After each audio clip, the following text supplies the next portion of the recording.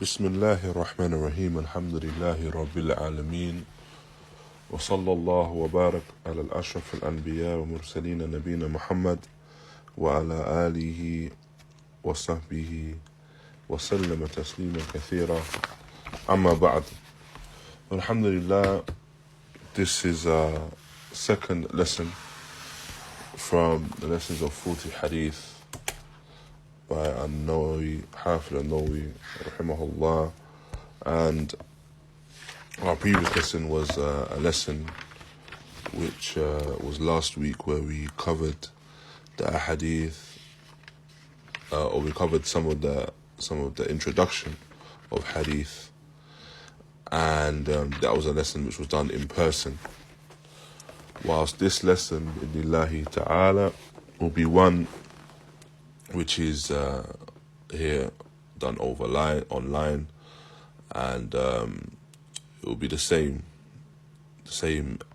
manhaj or methodology in relation to the way that the lesson is carried out, as is done in person. Due to time constraints, then it will be a shorter lesson than normal. However, we will try to cover as many of the main points as possible, and bi'idhnillahi ta'ala, in our next lesson, which will be next week, bi'idhnillah, we will seek to complete the points in relation to the hadith of the Messenger of Allah sallallahu alaihi wasallam. And this lesson will be the first lesson where we actually start to go through the text itself as well, the matan of 40 Ḥadīth by an-Nawawī, raḥimahullāh. And so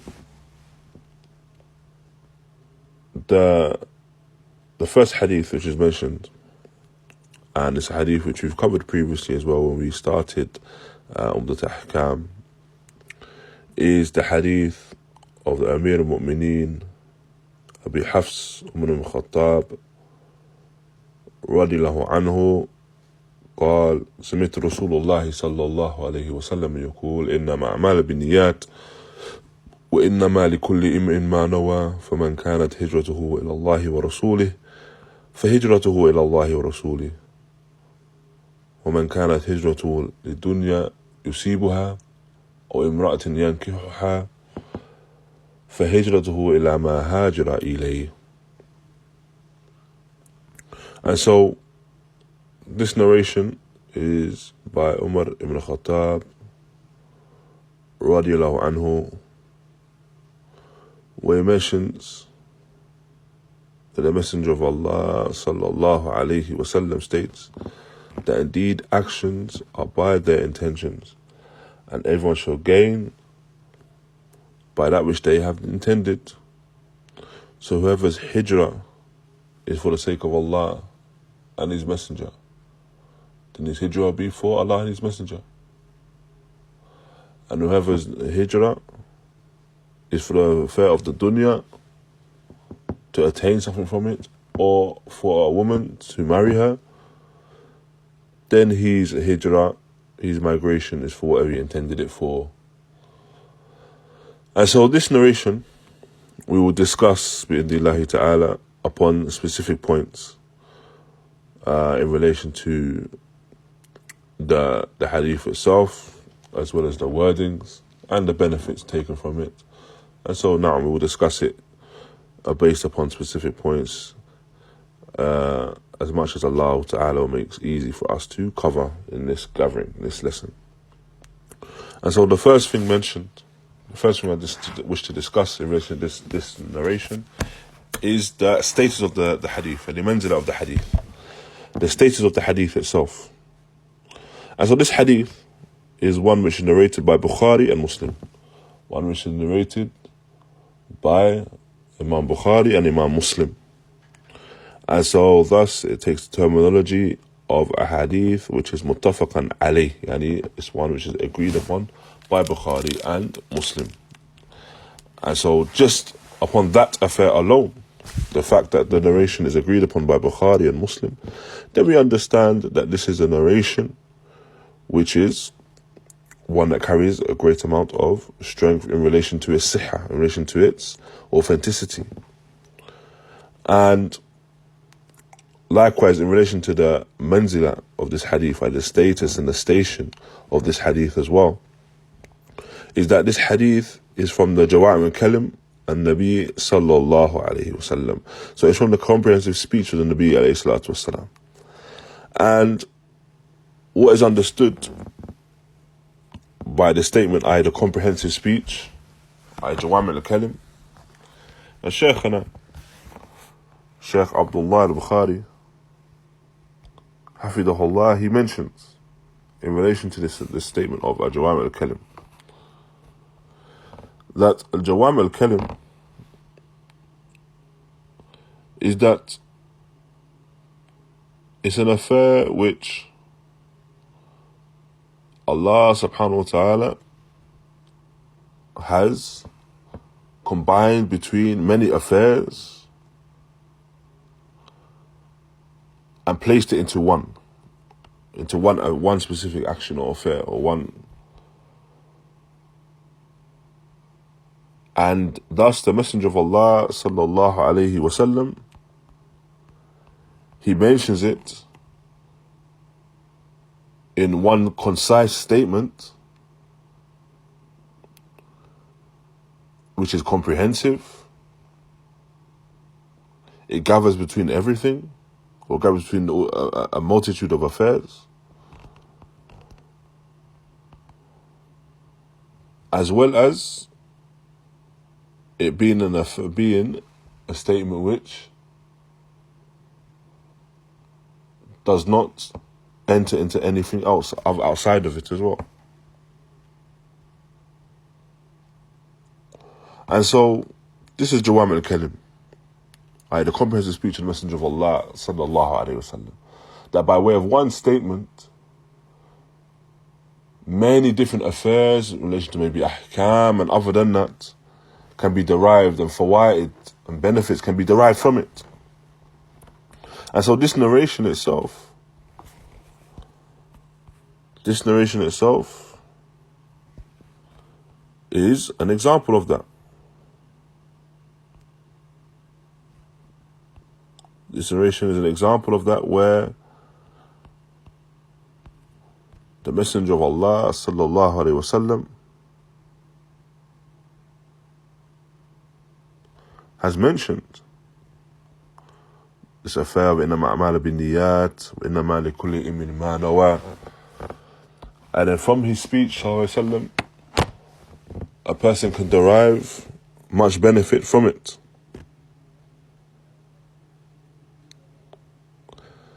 And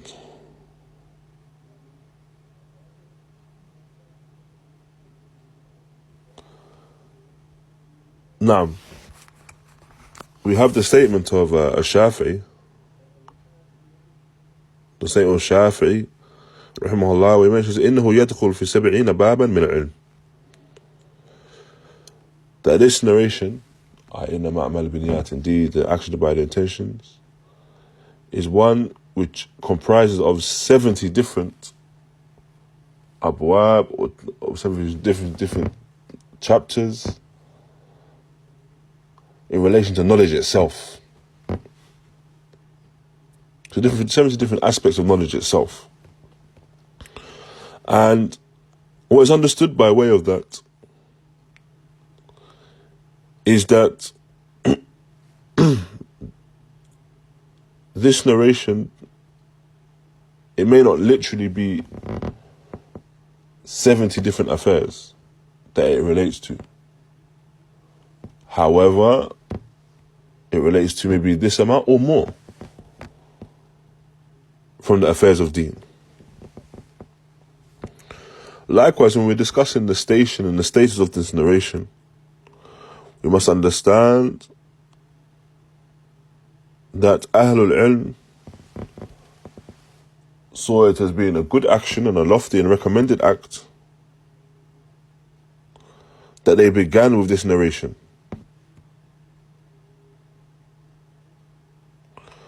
That they begin with this narration, whether it would be when they were teaching, or when they were writing and authoring, or gathering narrations. For example, this book, where I know we gathers 40 hadith And the first is 40 is this narration. Why? Because a person that is embarking upon talab al-ilm is an action of ibadah. And it's a must that a person rectifies his intention for the ibadah. And at the niyyah, تحتاج إلى مجاهرة ومصابرة. The person's niyyah, intent, there's a need for the person to strive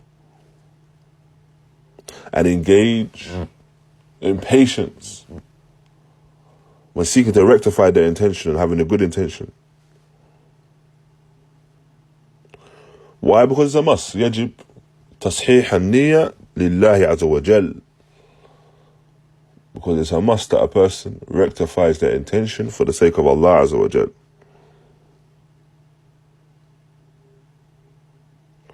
And due to this as well, you find that the first hadith, بعد البسملة, يعني the first hadith which is mentioned after the basmala, in al-Bukhari, is the hadith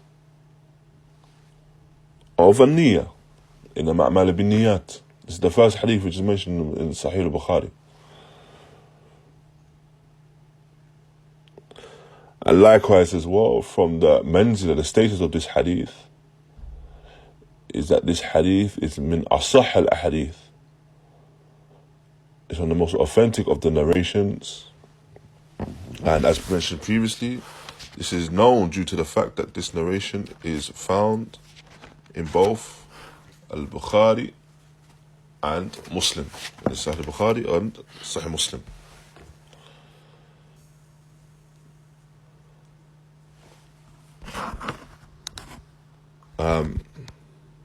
The next affair we wish to discuss as well. So the next affair is in relation to this statement of the Messenger of Allah sallallahu alaihi wasallam. So this is the second point. The statement of the Messenger of Allah sallallahu alaihi wasallam in the narration, إِنَّمَا أَعْمَالُ بِالنِّيَّاتِ. Indeed, actions are by their intentions. This word in here, إِنَّمَا, this word in إِنَّمَا, is one which is used for this specific affair, the affair which will be discussed after it is specified. إِنَّمَا أَعْمَالُ بِالنِّيَّاتِ. So this is an affair where it's talking about specifically the affair of the actions. And it's specifying the actions. And so it's general, it's a general speech. It's generalizing, i.e. all actions. All of the actions are by the intentions. Alright, so it's a generality. And comprehensive. By way of that. The third point to mention in relation to this hadith is the statement al-a'mal. The word al-a'mal within this narration. Al-a'mal يشمل الأعمال القلوب واللسان والجوارح. So this word a'mal is comprehensive of the a'mal, the actions of a person's heart, the tongue, as well as the jawarih, as well as the limbs. والمراد بالأعمال هنا هي الأعمال الشرعية. And so, what is meant and what is intended by the a'mal of this narration, no doubt, are the a'mal al-shar'iyyah, legislated actions. Legislated actions, whether they emanate from the heart, legislated actions, whether they emanate from the tongue or from the limbs. Any of these legislated actions are the a'mal which are being referred to within this narration. And These are a'mal, the a'mal al-shar'iyyah, the legislative actions are actions which need an intention.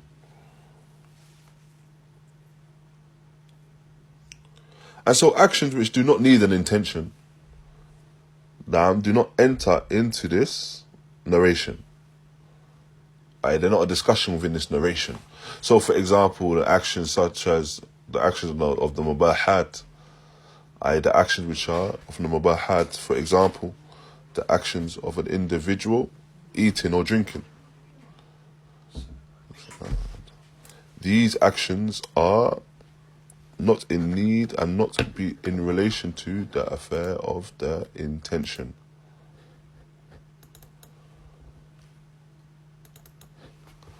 And thus, it does not enter into this hadith, a discussion of this hadith. Likewise, we have a discussion of the word an-niyat as well. An-niyat, intentions.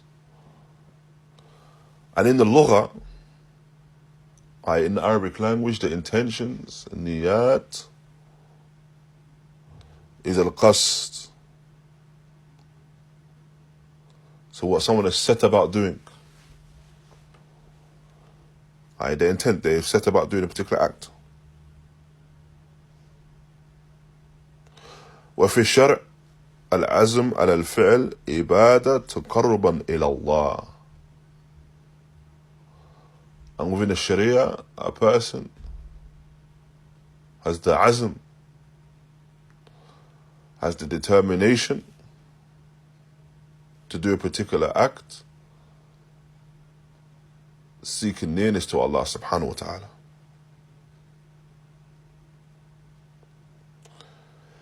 And within this narration,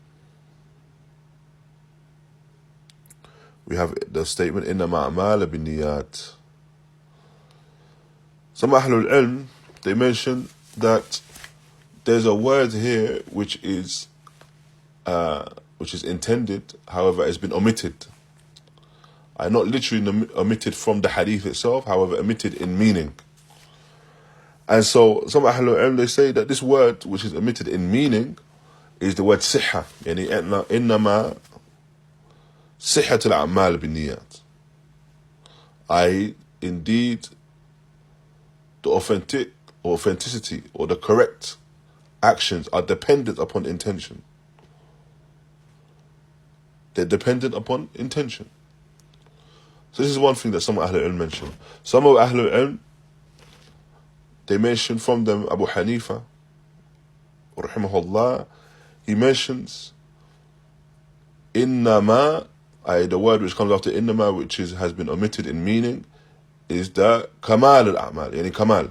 So innama kamal al-a'mal biniyat. So indeed, the perfection of actions are by their intentions.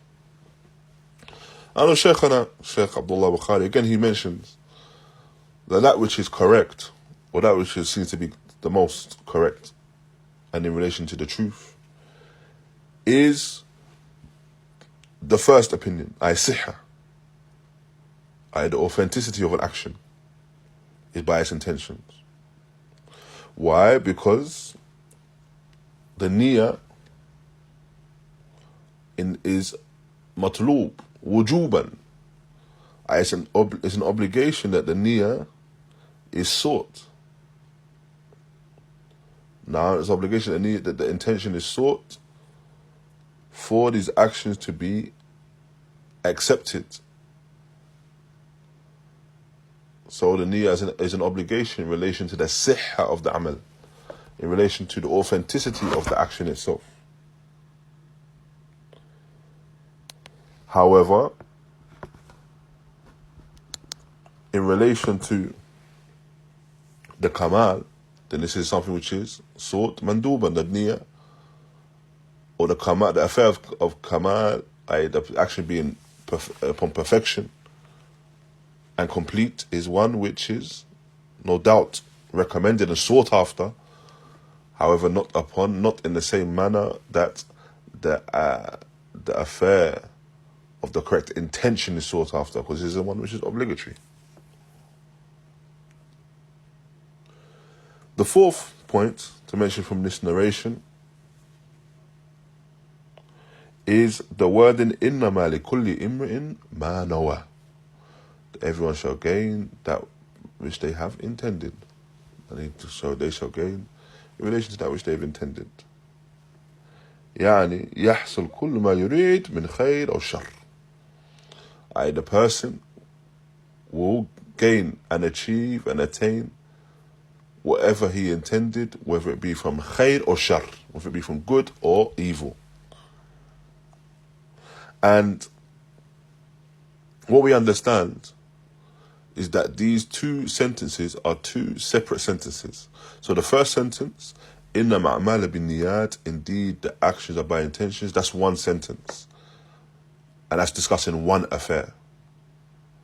Whilst the sentence, إِنَّمَا لِكُلِّ إِمْرِئٍ مَا نَوَى, indeed everyone shall gain that which they have intended, is a separate affair.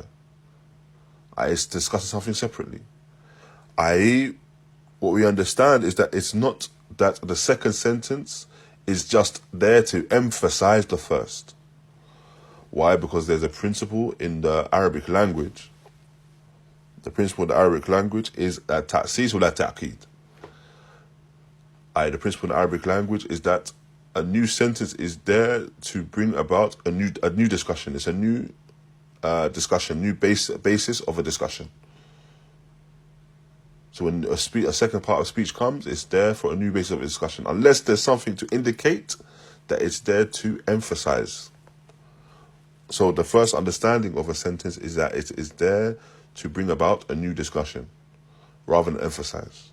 And so if we look at it now in the context of this narration, then the Messenger of Allah sallallahu alaihi wasallam, he was discussing two things. The first narration is إِنَّمَا أَعْمَالُ بِالنِّيَّاتِ. The first part of the discussion of the narration is that indeed actions are by their intentions. Thereafter, he goes on to mention everything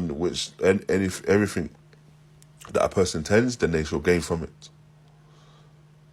So he's discussing a second affair in addition to the first. And so what we understand from that is the good of an action, righteousness of an action, or the corruptness of an action is dependent upon the person's intention. It's dependent upon the person's intention.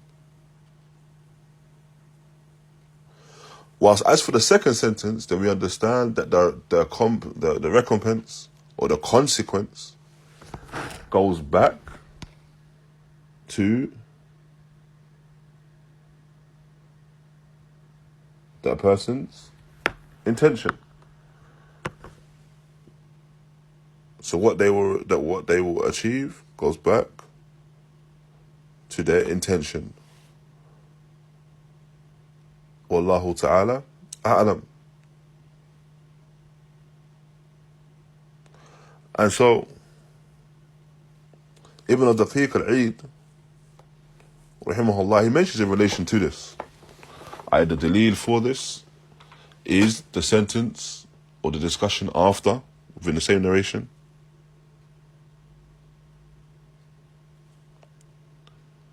مَنْ كَانَتْ هِجْرَتُهُ إِلَى اللَّهِ وَرَسُولِهِ نعم فهجرته إلى الله ورسوله. Whoever's narration is for Allah and His Messenger, then whoever's hijrah is for Allah and His Messenger, and His hijrah is for Allah and His Messenger. And whoever's hijrah is for the dunyā, to attain something from it, or for a woman for her marriage, seeking a hand in marriage, and his hijrah is for whatever he wanted to make hijrah for. And so Ibn Daqiq al-Eid, he mentions, so whoever's hijrah is for Allah and His Messenger, and he has the intention, and his hijrah is by way of that intent, then his hijrah will be for Allah and His Messenger. And it will be the hijrah for that by way of its recompense and its reality.